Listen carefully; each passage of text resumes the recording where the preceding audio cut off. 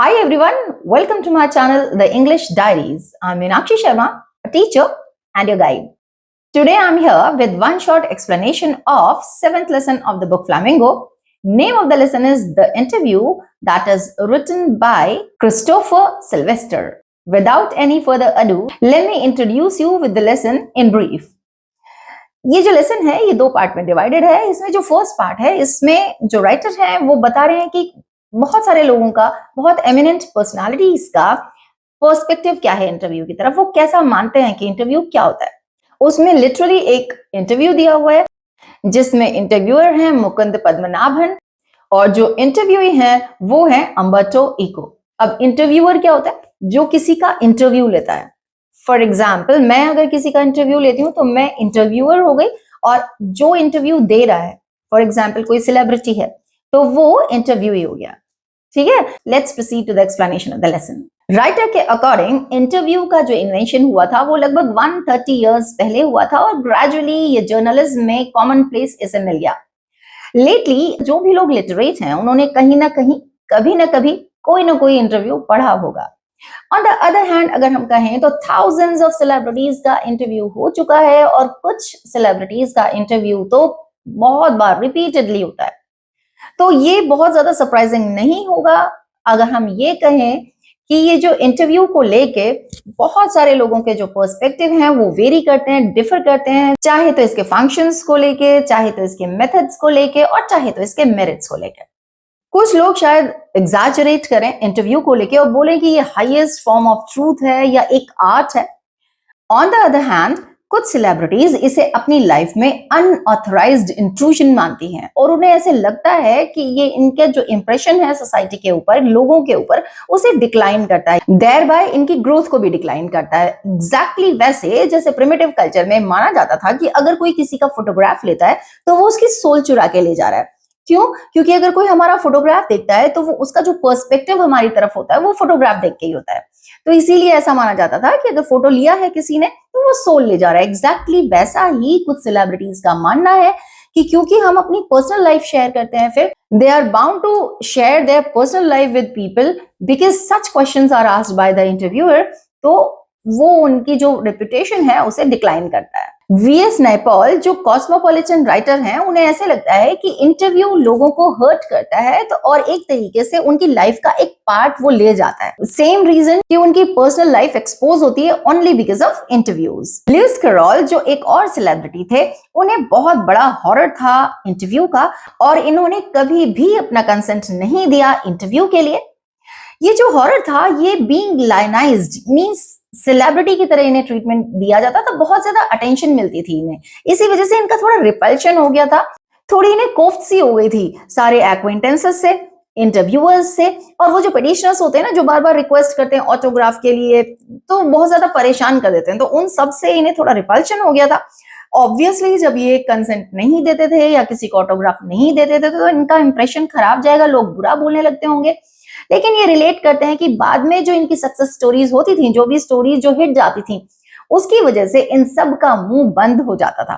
ठीक है, तो अपने आप ही मींस ये इंटरव्यू नहीं देते थे लेकिन अपने आप को बार बार प्रूव कर देते थे दैट ही डिजर्व्ड रिस्पेक्ट। अब एक और सेलिब्रिटी रुडयार्ड किपलिंग जो काफी फेमस पोएट थे, जिन्हें पोएट ऑफ सोल्जर्स भी कहा जाता था, इनका भी काफी कंडेमनेटरी एटीट्यूड था इंटरव्यूअर्स के लिए और 14 अक्टूबर 1892 में इनकी वाइफ कैरोलिन ने अपनी रिपोर्ट में लिखा था कि दो रिपोर्टर्स ने हमारा पूरा दिन रुइन कर दिया, और इन्होंने अपनी रिपोर्ट में ये भी लिखा कि इनके हस्बैंड की रिपोर्टर्स से क्या बात हुई।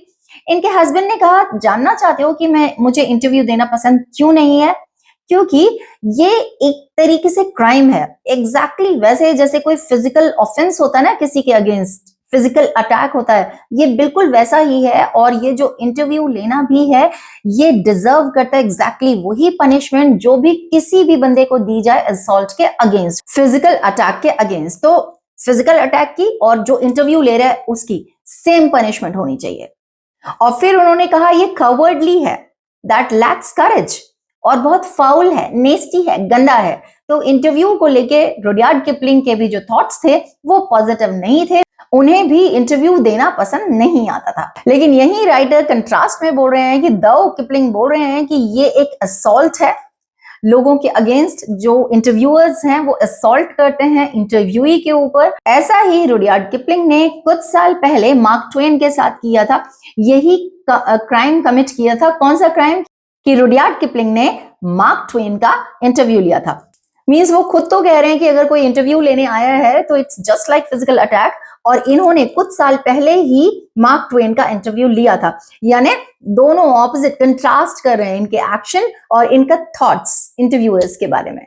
H.G. वेल्स, एक और सेलिब्रिटी, 1894 में इन्होंने कहा कि ये जो इंटरव्यू है ये ऑर्डील है। ऑर्डील मींस अनप्लेजेंट प्रोलॉन्ग्ड एक्सपीरियंस है, ठीक है। तो उनके भी जो थॉट्स थे वो इंटरव्यू के लेके ठीक नहीं थे। और यही H.G. वेल्स, इनका फ्रीक्वेंटली इंटरव्यू हुआ करता था, और 40 साल बाद इन्होंने खुद ही जोसेफ स्टालिन एंड सॉल बेलो का इंटरव्यू लिया, जिन्होंने कई बार कंसेंट दिया इंटरव्यू देने के लिए। जबकि ये H.G. वेल्स खुद ही कहते थे कि interview is like thumbprints on the windpipe, यानी चोकिंग है, सफोकेटिंग है। वो खुद ही इंटरव्यू पहले देते भी थे और बाद में उन्होंने इंटरव्यू लिया भी था। तो ये कंट्रास्टिंग मींस जब दूसरा इंटरव्यू ले रहा है तो उसे वो बोल रहे हैं थंबप्रिंट्स ऑन द विंड पाइप, दो वो खुद फॉलो वही कर रहे हैं, खुद भी इंटरव्यू ले रहे हैं लोगों का।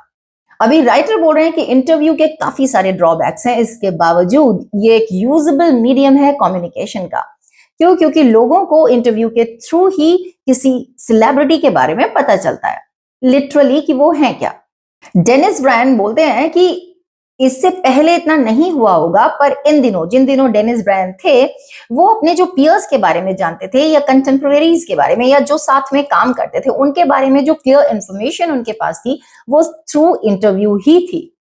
और किसी भी मोमेंट की इंफॉर्मेशन इनके पास इसी तरीके से पहुंचती थी कि एक बंदा क्वेश्चन करता था, यानी कि इंटरव्यूअर क्वेश्चन करता था और इंटरव्यूई आंसर देता था, और इसी वजह से इंटरव्यूअर का पार और इन्फ्लुएंस अनमैच्ड माना जाता था, अनपैरेलल्ड माना जाता था। क्यों? क्योंकि उसके पास ही तो पार थी, वो जिस तरीके के क्वेश्चन पुट अप करेगा वैसे ही जवाब आएगा, और उसके हाथ में है किसी भी सेलिब्रिटी का impression, image, right? So that's why he was the most influential person in this process of interview. Basically, when we talk about the celebrities. Now let's proceed towards part 2 of this lesson.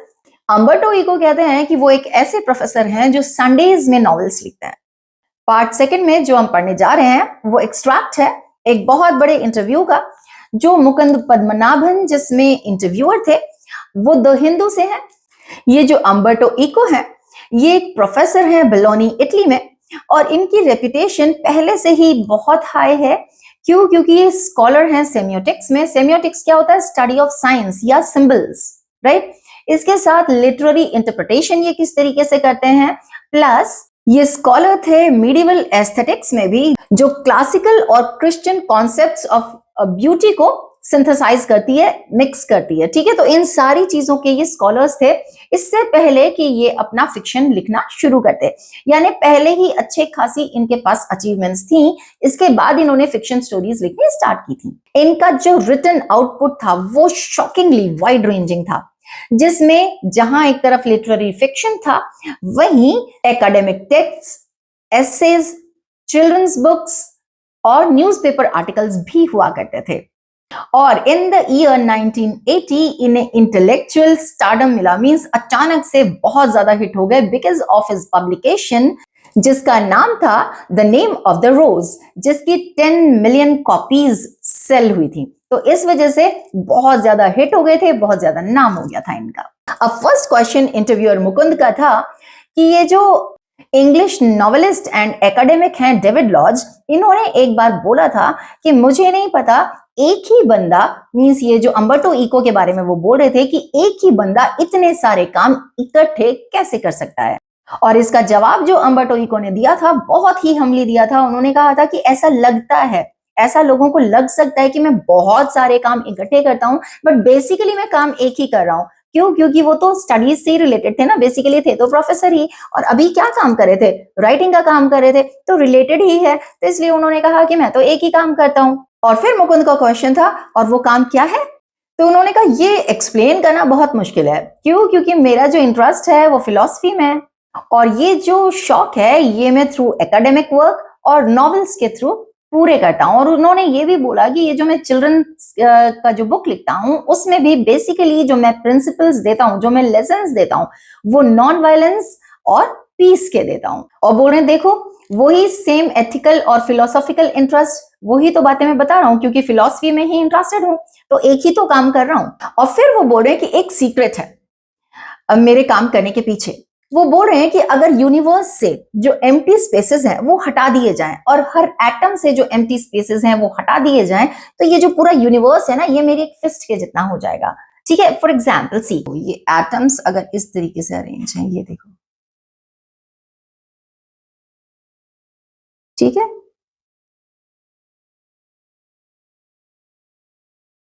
इसी तरीके से a number of atoms होंगे। तो वो बोल रहे हैं ये जो एम्प्टी स्पेसेस है ना, अगर इन्हें हटा दिया जाए, क्योंकि बहुत सारे एटम्स होंगे इसी तरीके से ये एम्प्टी स्पेसेस आएंगे बीच में, तो वो कह रहे हैं कि अगर ये रिमूव कर दिया जाए यूनिवर्स से या फिर हर एटम से, तो जो पूरा का पूरा यूनिवर्स है ना वो उनकी फिस्ट के जितना हो जाएगा, इतना छोटा सा हो जाएगा। अब वो बोल रहे हैं एग्जैक्टली इसी तरीके से हमारी लाइफ में भी बहुत सारे एम्प्टी स्पेसेस होते हैं जिन्हें वो इंटरस्टाइसेस बोलते हैं। फॉर एग्जाम्पल कि वो बोल रहे हैं कि मैं वेट कर रहा हूं और तुम अभी एलिवेटर से ऊपर आ रहे हो, ठीक है, तो वो जो बीच का टाइम है जब वो एलिवेटर से ऊपर आ रहा है और वो वहां ऊपर वेट कर रहा है, तो वेट करें तो खाली बैठते हैं ना, तो वो बोल रहा है वो जो खाली टाइम है उसे वो इंटरस्टाइस बोलता है। और वो बोल रहा है कि ये जो एम्प्टी स्पेसेस होते हैं मैं इसमें काम करता हूं। कह रहा है कि जब फर्स्ट फ्लोर से थर्ड फ्लोर तक में आने में जितना तुम्हें टाइम लगा है, तो वो जो एम्प्टी स्पेस था जब मैं खाली बैठा हुआ था, तो तब तक मैंने एक आर्टिकल लिख लिया है। और उसके बाद वो थोड़ा सा हंसता है कि इस तरीके से मैं ये जो खाली टाइम है वो यूटिलाइज करता हूँ।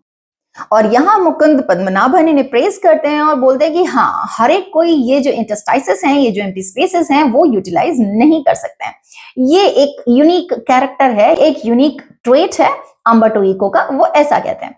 और अब ये बोल रहे हैं कि ये जो आप एकेडमिक वर्क्स भी लिखते हैं, ये भी थोड़े प्लेफुल लिखते हैं आप, और थोड़ी सी पर्सनल क्वालिटी देते हैं इसमें। अदरवाइज जब हम ये फिलोसॉफिकल वर्क लिखते हैं या एकेडमिक वर्क लिखते हैं तो बहुत बोरिंग हो जाते हैं, ड्राई से हो जाते हैं, तो लोग इसमें इंटरेस्ट कम लेते हैं।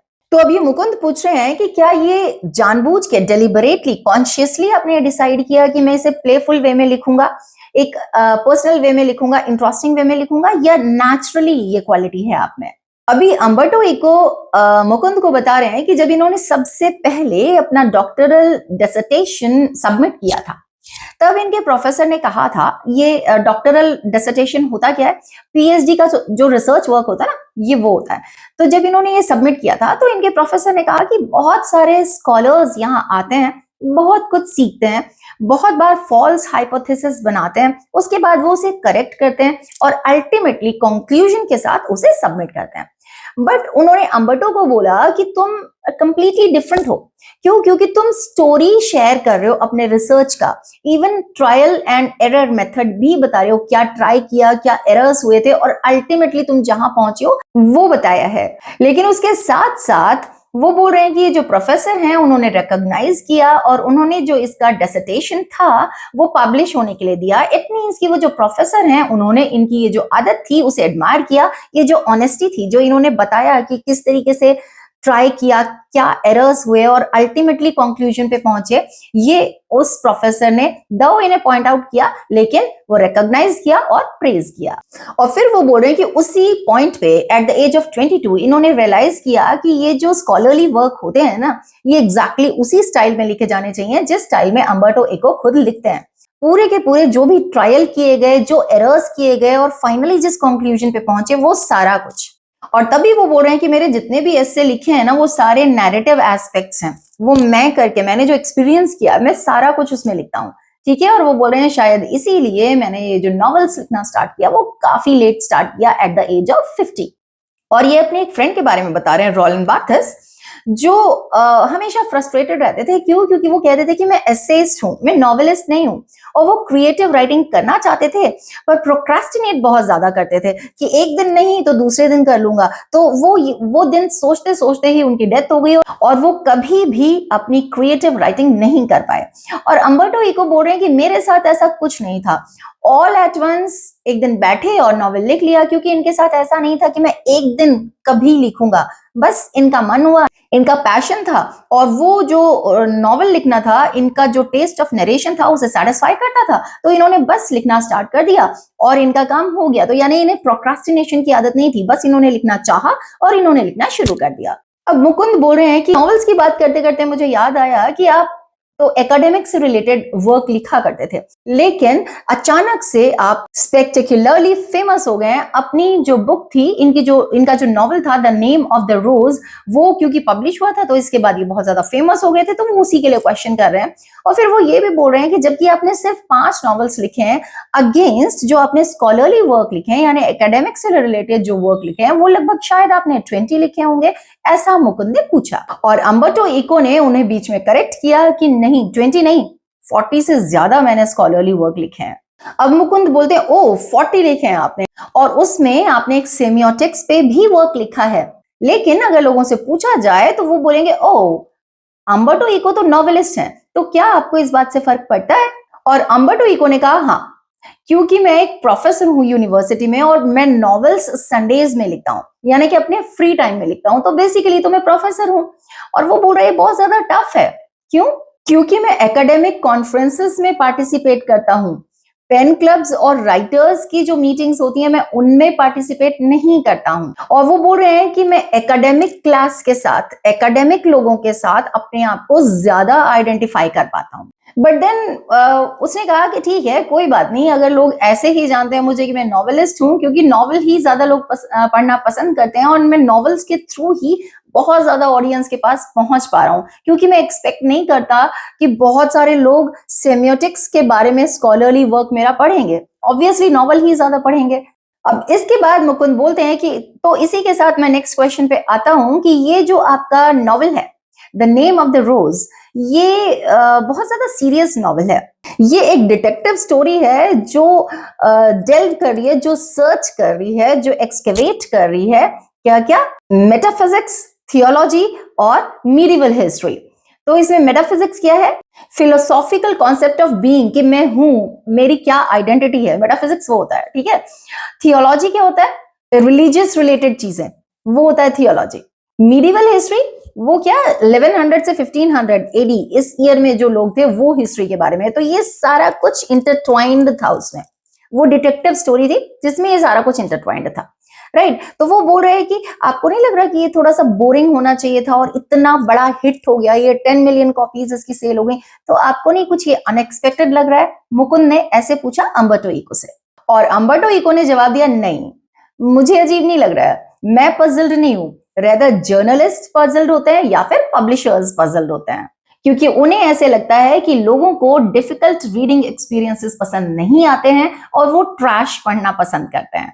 और वो बोल रहे हैं, सोचो इस पूरे प्लैनेट पे यानी अर्थ पे अबाउट 6 बिलियन पीपल हैं, राइट। और ये जो बुक है द नेम ऑफ द रोज, इसने सेल की 10 to 15 मिलियन कॉपीज। तो इस हिसाब से अगर देखा जाए तो बहुत ही कम ऑडियंस के पास, बहुत ही कम रीडर्स को अप्रोच किया है इसने, बहुत कम रीडर्स तक पहुंच पाया है ये। और ऑब्वियसली ये वो रीडर्स हैं जिन्हें इजी रीडिंग एक्सपीरियंस पसंद नहीं है, जो डिफिकल्ट रीडिंग एक्सपीरियंसेस पसंद करते हैं, प्रेफर करते हैं, और या एटलीस्ट हमेशा इजी रीडिंग एक्सपीरियंसेस पसंद नहीं है, कभी कभी उन्हें चेंज चाहिए होता है। और फिर वो अपना एग्जाम्पल दे रहे हैं कि जैसे कि मैं 9 बजे के बाद डिनर के बाद टीवी देखता हूं, उसमें मियामी वाइस या इमरजेंसी रूम ये देखता है एंटरटेनमेंट के लिए, तो थोड़ा सा लाइट रखने के लिए, मूड फॉर अ चेंज, ये सारा कुछ भी वॉच करता है। तो वो कह रहे हैं कि डिफरेंट एक्सपीरियंसेस भी कभी कभी लेने का मन होता है, तो मे बी कुछ लोगों ने इसलिए पढ़ा हो।